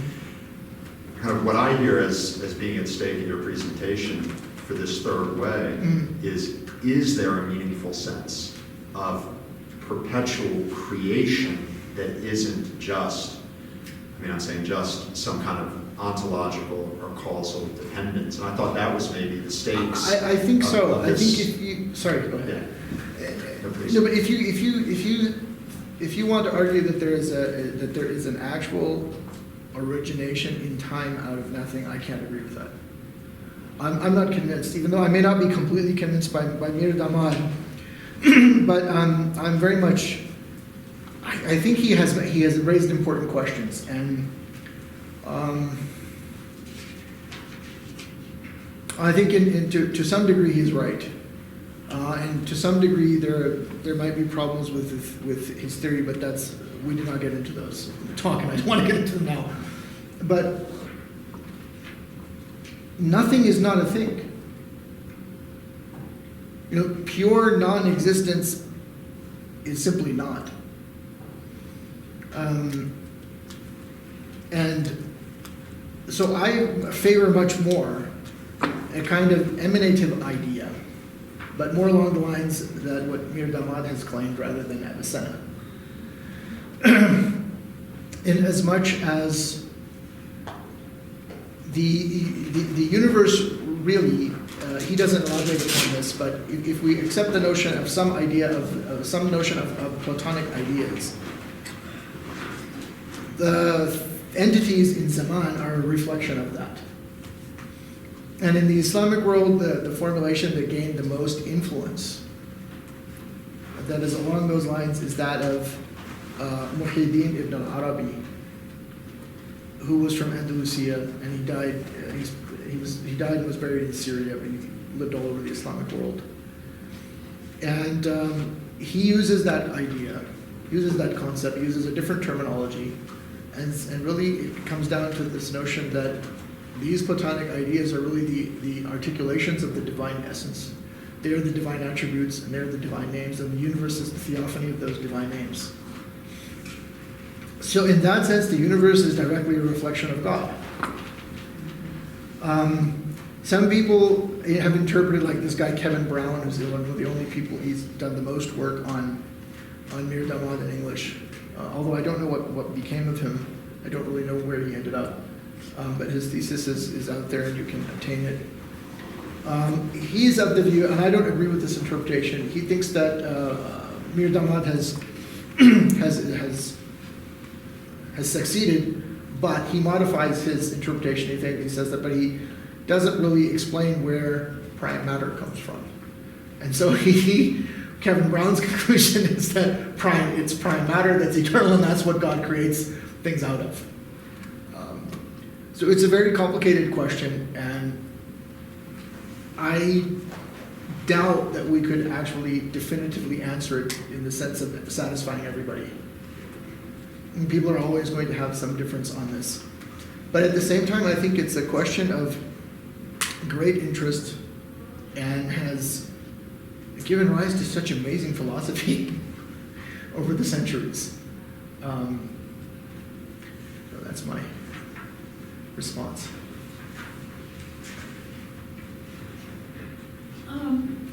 When you were explaining these different perspectives,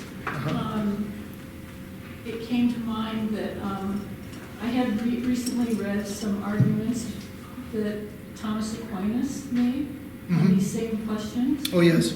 And I think that that's something that would be, or relate something that maybe Christians and Islam, Arab interpretations could look at, because the questions are the same. You know, what is God? Is he eternal?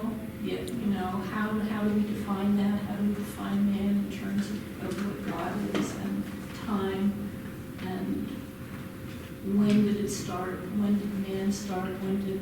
Is God? How do we define God? Yeah. All those questions. So Yeah. perhaps that's something that would help. Well, just before I came out here, I learned of this book. I didn't know about it, and so I brought it along to share. I mean, it's called Time, Creation, and the Continuum by Richard Sorokji. I just got this book, and it's full of information. Mir Damad is not mentioned. He just talks about Ibn Rushd and al-Ghazali. But the ancient Greeks are here. All sorts of Christians are there, like John Philoponus, for example. So if you're interested, you can refer to this book. It's a big book. It's 400 and some pages. It's going to take a while to read, and it's very dense. But it's kind of a source book in that regard. Except Mir Damad is not treated there. So I would just refer anyone who wants to read more on, especially other than Islamic philosophy, because it's a very ancient question. He also talks about the whole problem in Timaeus. That's, of course, early on in the book, but I've just started to study this work.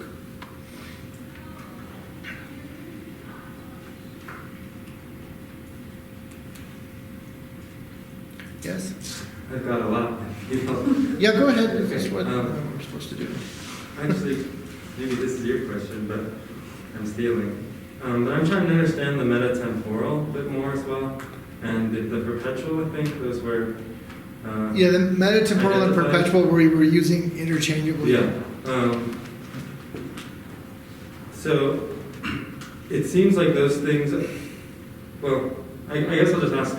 Yeah, why are the forms considered as meta-temporal and not eternal? Because for Mir Damad, they do not reside, so to speak, in the ontological locus of sarmad or eternity. Because that's the distinction he has made. Because the ontological locus of eternity, or sarmad, is reserved exclusively for pure being, or the divine essence. And nothing else resides there, so to speak, because pure being is utterly inarticulated. I mean, it's the most general concept.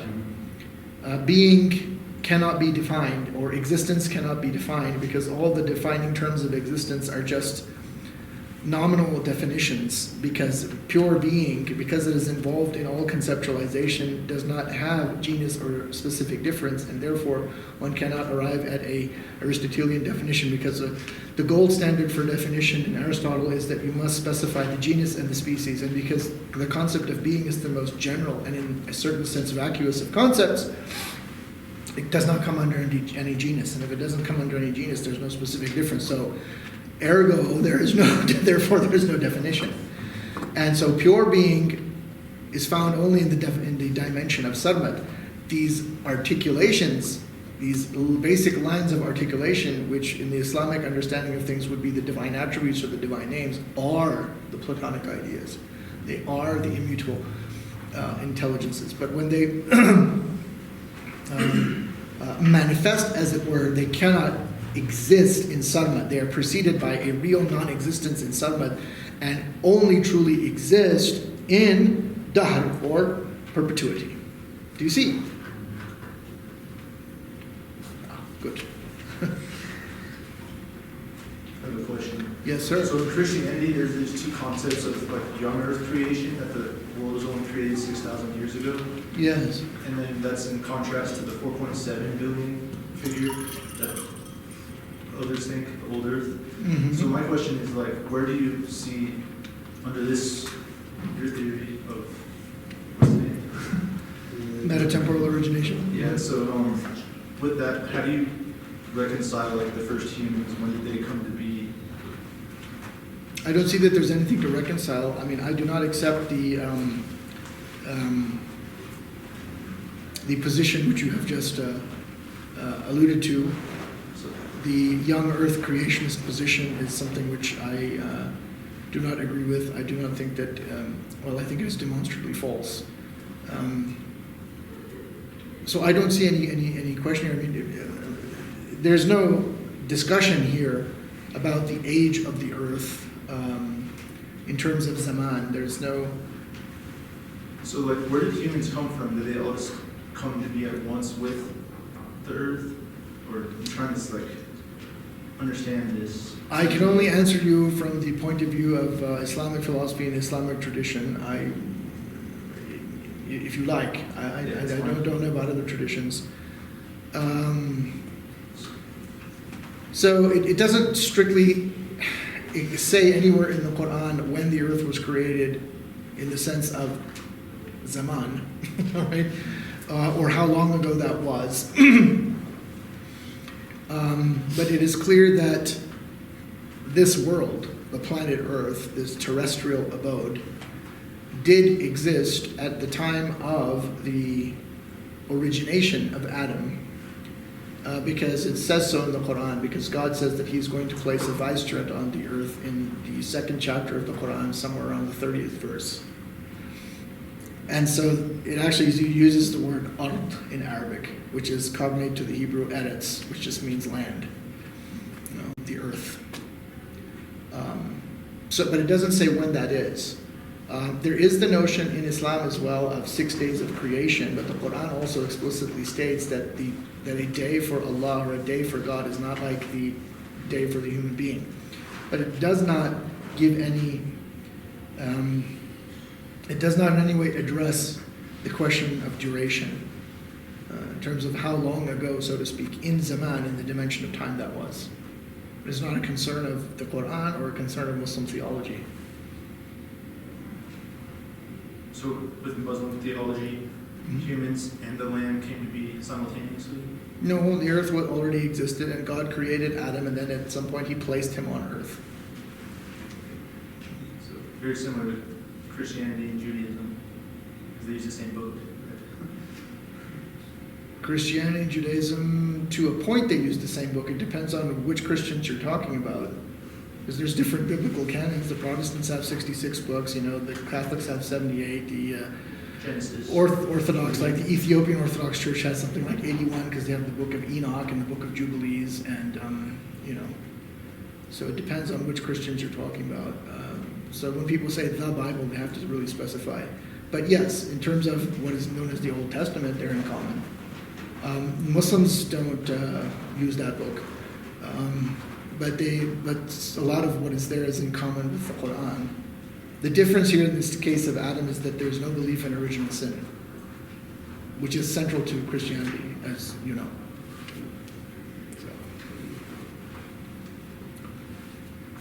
Yes, I'll stop.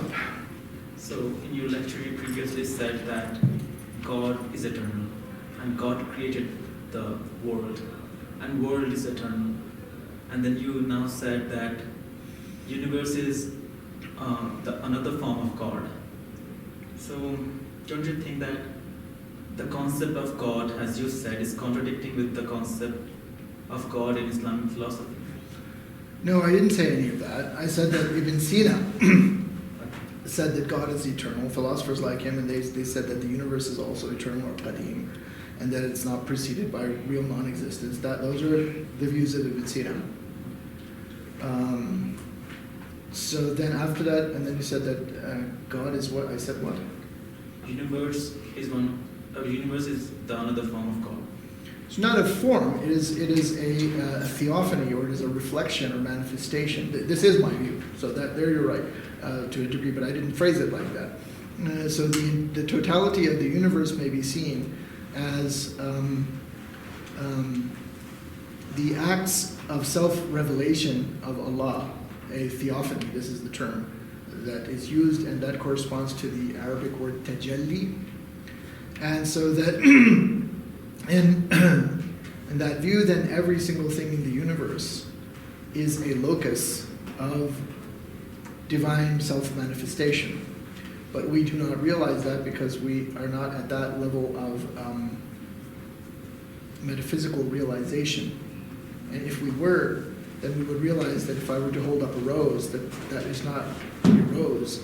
It is in fact being or existence existentiating itself at that instant as a rose. And so if you rise to some level of profound spiritual realization, then they claim anyhow that you attain to a state of a pristine cognition of the instantaneous disposition of the ultimate reality at every instant. At least that's the goal in Islamic ascesis, or I didn't use the word, but the word is Sufism, Tasawwuf. The word irfan is, or gnosis is a better term, and it is the term favored by Shia Muslims. So that's my understanding. But does that fit in with what Mir Damad has also espoused? I think to some degree it can. But then he had another view on the relationship between being and quiddity, which is a whole other debate, and much of that is central to his arguments. That's where my question mark is. So I'm actually putting my cards on the table, whether you're completely following what I exactly mean. But there is a dimension there, and that comes out in the second chapter of this book. What we talked about today was only chapter 1 of I think 10. You used earlier the expression non-existence in perpetuity. That seems central to the argument brought. Yes. Non-existence in perpetuity, meaning in the dimension of perpetuity. Yes. Yes. And I'm not sure I understand the distinction between notional non-existence in perpetuity in the dimension and real non-existence, and also if there would be a distinction between non-existence in perpetuity and non-existence in eternity or in time. Yeah, there are distinctions, but all of those distinctions hold. Yeah. So there is the non-existence in eternity or sarmad. So the things which are in dahr or perpetuity, as well as the things that are in mere time or zaman, have no existence in eternity or sarmad. Yeah. All right, and then when you move up the scale, then whatever is in dahr or perpetuity has no existence in sarmad. But then you stop there because that's pure being.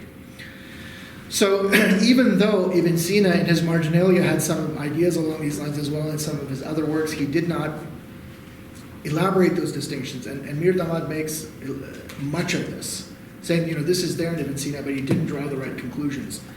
And so what is happening is that Mir Damad Ibn Sina is saying that because there is no temporal gap, because he's not using those distinctions, even though he formulated them, it's not clear when he was very prolific, so when he wrote something, and I really don't know, I haven't looked into that. But he does not use those distinctions. He's saying that because there can be no temporal gap between any act of creation of God, there is no real non-existence before. It's only, and even the before is a logical before, it's a logical priority. But nevertheless, there is a distinction in ontological rank between the necessary and the contingent. But because, even despite that ontological rank, there's no gap, so there's no real non-existence. The universe has always been here. You see? So there isn't a real non-existence. It's merely notional. That's what it means. But he claims real non-existence, right? Mir Damad claims real non-existence. He says that if you draw out the implications of this terminology, as he has done, and if you really look at this argument, then you do have a real non-existence. But that is a real non-existence in the domain of perpetuity. I mean, it's a really cool idea, but I mean, it's really hard to get your head around. Yeah, so the domain of perpetuity, I was originally thinking of perpetuity as with time, right, versus in time. Mm-hmm.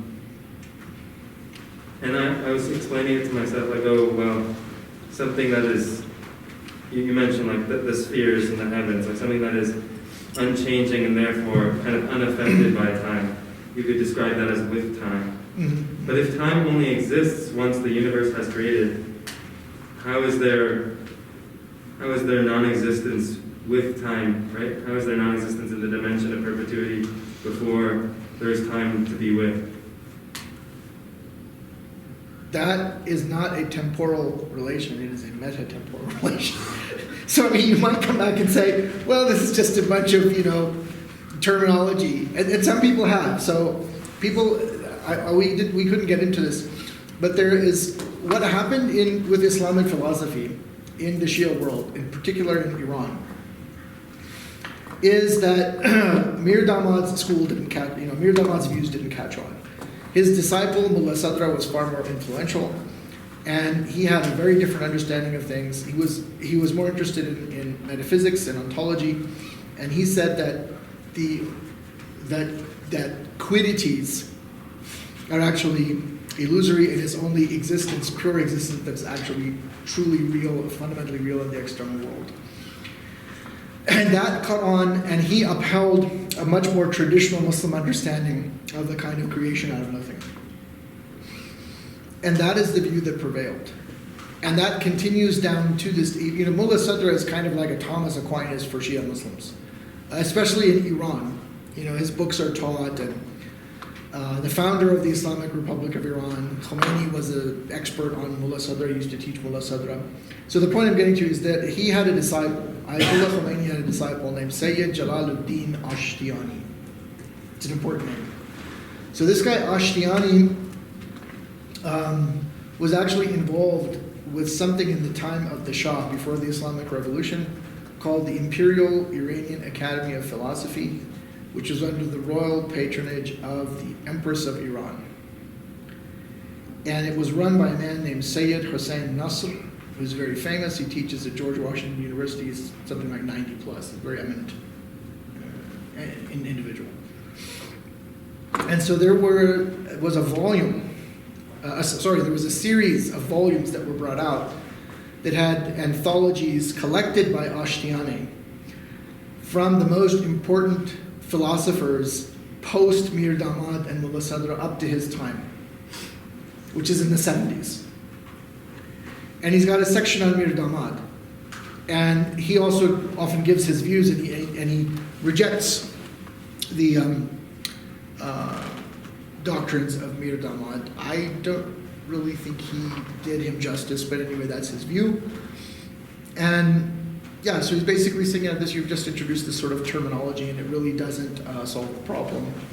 These terminological distinctions really just all boil down to what was there before, and it's not really a contribution. So, all of this simply to say that, at least in some philosophical circles, the debate or this problem continues to persist. So maybe you're siding with Ashtiani on that. I don't know.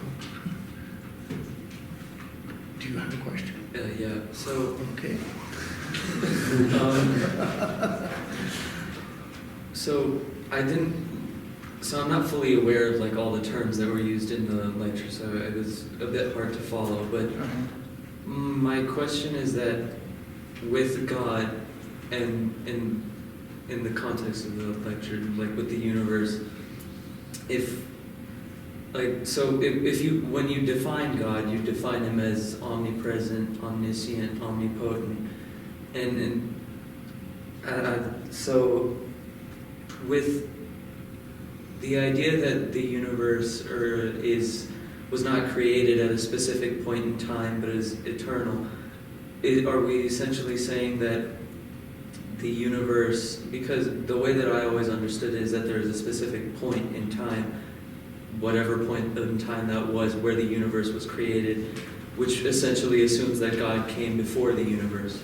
Mm-hmm. But in this case, you can't really assume whether if you say that the universe came before God, then that would violate the definition of how we define God in a religious context of him being omnipresent and omnipotent and all that. Mm-hmm. Because God is beyond, so is the universe essentially an extension of God, or you can't have one without the other, essentially? Like if you have God, you have the universe. If you have the universe, you have God. If you don't have God, you don't have the universe. Okay, so I'm not sure quite how to explain it, but right. First of all, strictly speaking, you cannot define God. Because he also does not have a genus or specific difference. So God is pure being. And what we can only do is we can, once we establish the existence of necessary being, we can then proceed to prove also that God is utterly unique or utterly simple, and then various other attributes would follow, and so on and so forth, in the realm of what's called natural theology. People do these things. But to your point about you can't have one without the other, that is sort of true, because God, the theological concept of God, as opposed to this ontological notion of this pure being, of sheer being that is utterly inarticulated, the theological concept of God implies Lord, and Lord means there's something lorded over. If Allah is Ar-Rahman, the infinitely compassionate, then He must show His compassion to something. So when you get to the theological level of the personal God, then there has to be a creation. And in the Muslim understanding of things, especially among the Sufis, they say that, now we're using theological language, so creation, but again, you could understand creation in the non-temporal, meta-temporal creation,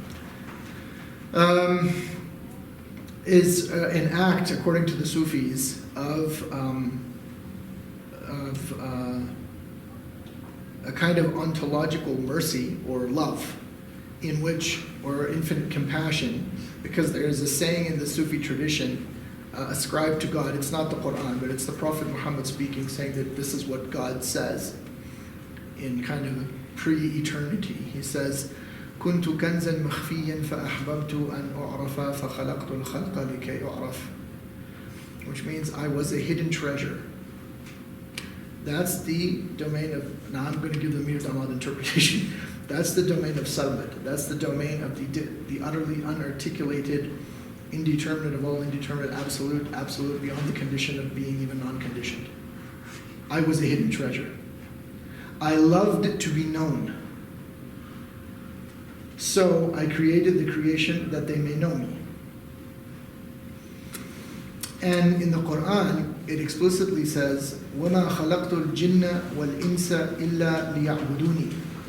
And I have created human beings and genie, is a supernatural creature, only so that they may worship me. The sixth Shiite Imam Ja'far al-Sadiq was asked, what is meant by worship? And he said, worship me means to know me. So the concept of to know is to know in English, gnosis, to have a gnosis of the divine. The famous contemporary Shia philosopher who died something like 1981, Ayatollah Muhammad Hussein Tabatabai, was asked, what is the message of Shia Islam? He said, it is to know God, gnosis. So that's, again, the understanding then of, to your point about you can't have one without the other. And that knowledge, arriving in that knowledge of God, is a knowledge of the self. Because there is a saying attributed to Muhammad, the Prophet, or to Ali, the first Shiite Imam. It's attributed to both. And the person I just quoted, Ayatollah Muhammad Hussein Tabatabai, he also quotes this a lot. He wrote a small work on it. And that's the saying, he who knoweth himself knoweth his Lord. Man arafa rabbahu faqad arafa. Man arafa nafsahu, faqad arafa rabbahu. He who knoweth himself knoweth his Lord. He who knows himself knows his Lord. So there's a notion of a kind of self-knowledge that goes with this whole ascesis. And all of that, of course, we're now in the realm of the personal God, right? The theological concept of God. God as Lord, God as Creator, God as the merciful, God as the Punisher as well, God of wrath. For God, these are all attributes. And traditionally, there are a number of attributive names that occur in a very famous Islamic text that are called the 99 names of Allah. And the Sufis, in particular, the people who are involved in these disciplines of ascesis, they do repetitions of these names, like something like the notion of a mantra, in Indic traditions. Thousands and thousands and millions of repetitions and visualizations and things that go with that. But strictly speaking, the attributes or the names of God are actually infinite. And there are very Sufis who say this as well, but there's a kind of list of 99 that people, and there's actually larger lists as well. In another text, what's called the Dua al-Jawshan al-Kabir, or the supplication of the sacred armor is actually what it means. There are 1,000 divine names. And Muslims, especially Shia Muslims particularly, recite that in the holy month of Ramadan, the month of fasting towards the end of the month. You know that. So that is a good point, this kind of, in that sense they go together. At the level of manifestation or emanation, or if you like, creation, these words are all, in the end, just nuances referring to the same reality. So on that level, yeah, you have to have both.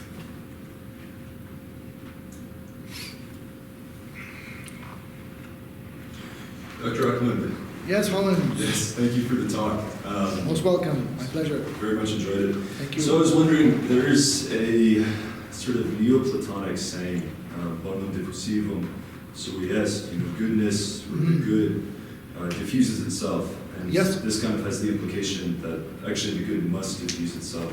Correct. The angelic doctor in St. Thomas Aquinas, Yes. he expands on this idea, I think to a large extent, and he says that actually, as you were referencing, or maybe referring to the same idea, you can't ultimately have a gap in terms of quality, perhaps, between the creator and the created, at least in the realm of quantity. Quantity is a different matter. Do you think that the ultimate significance of created things in Islamic philosophy is in terms of, or can be looked at in terms of quality? Do you think that quantity, the sort of temporal aspect, is ultimately a distraction from the true reality of things? It can be. That's what I like Evola's notion of traditional civilizations as being civilizations that devoured time.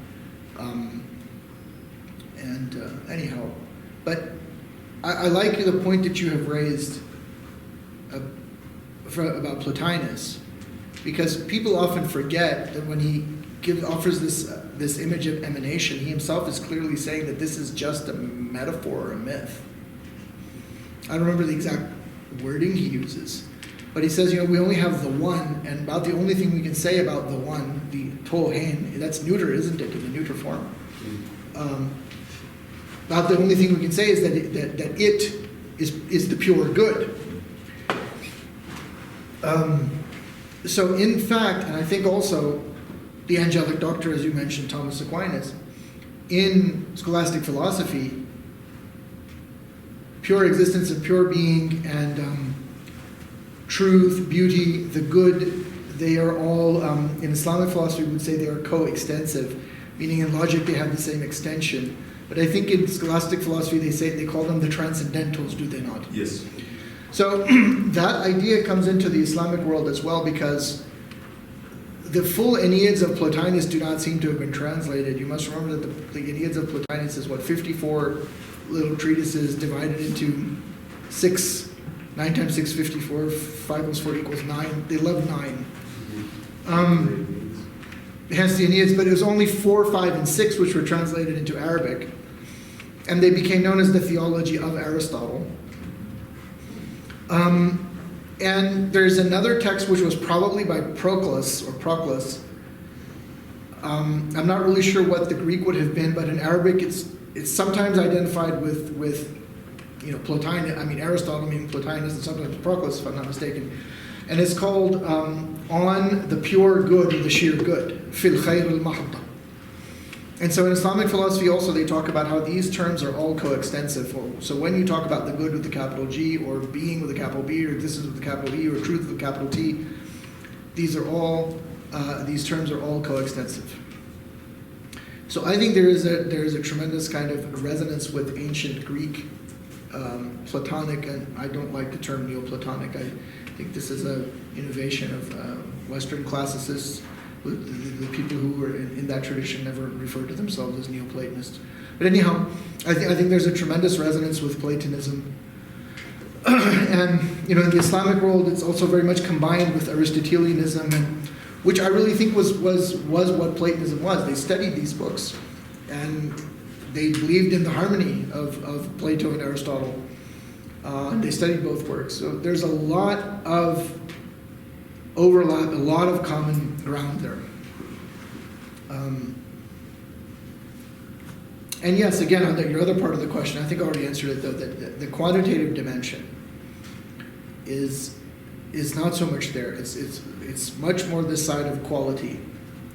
And that's true also in the traditional Islamic sciences as well.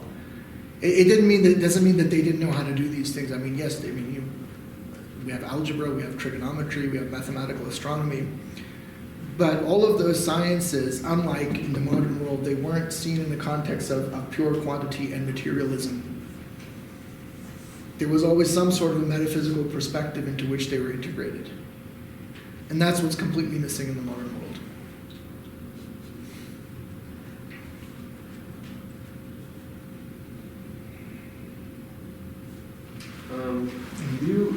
I might have misheard you, but I think at one point you brought up a person who had attempted to read, I think it was Shīʿah or something like that.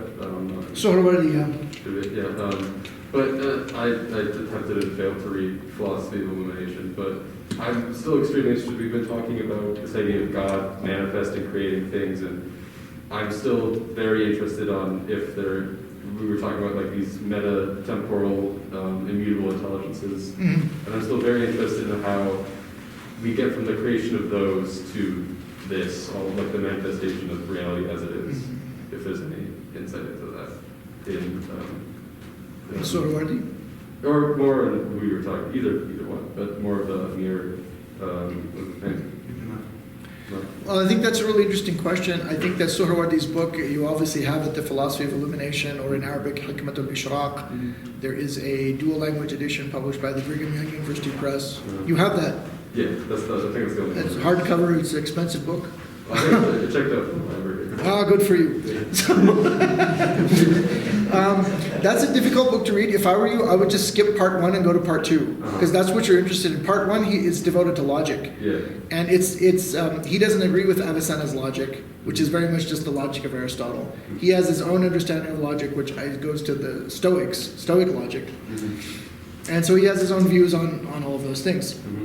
But it's in the second part where he talks about the symbolism of light, because he sees the entire universe as just a reflection of the divine light. And he also was of the view that Islam is just the last iteration of a primordial wisdom, a kind of Sophia Perennis, or in Persian, Javidan Khirat, or al-Hikmatul Khalida. And it's interesting that phrase, Sophia Perennis, or in its Arabic versions, there was a book by that name, written in Arabic, and it was based on ancient Persian work, pre-Islamic Persian work, that had all of these sort of aphoristic sayings of the pre-Islamic Persian sages.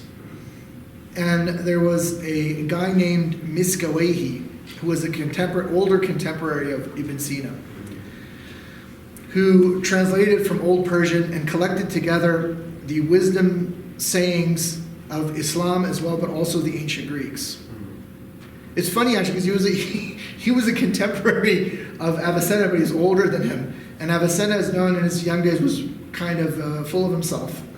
And he was very good at mathematics, so one day he encountered him and he tossed a walnut in his direction and said, "Do you know how to calculate the volume of a walnut?" And Miskawayhi is known for being an expert on ethics, and he was teaching a class on ethics, and he said, "Young man, you have no sense of adab or etiquette." But he's much better known for this book on ethics, but this book of this idea that there is a primordial wisdom, and that Islam is just the next iteration of the ancient Greek and the ancient Persian wisdom. You find that in this book by Miskawayhi. And Sohrawardi, who comes about 100 years or so, about a century or so later, has the same notion. And he's Iranian, but he writes mainly in Arabic, but he also writes in Persian. And he says that he makes a very big claim for himself, is the confluence of these two wisdoms, of ancient Greece And he mentions Pythagoras and Empedocles and Anaxagoras and all these people, and all the sages of ancient Iran. And he says that they all originally taught this doctrine of illumination. And that's what he puts forward. And he calls it Khamiratul Azal, or the leaven of pre-eternity, the leaven of the ancients. There's even a book by that name about Suhrawardi. So if you find reading him directly a bit challenging, you should refer to those books, like Leaven of the Ancients by John Walbridge. That would be a good place to start. There's also a very readable account. It was written a long time ago, I think in the 60s, published by Harvard University Press by that gentleman I mentioned, Sayyid Hossein Nasr. It's called 3 Muslim Sages. It's a very good book. It's a required reading for my children. And the first chapter is on Avicenna, and the second one is on Suhrawardi, and the third one is on Ibn al-Arabi. And these are 3 huge names. So even though it was written quite a while back, it's very readable. It could be updated, but it's such a readable book. I mean, I assign it to students and all the time. So, Thank you. yeah.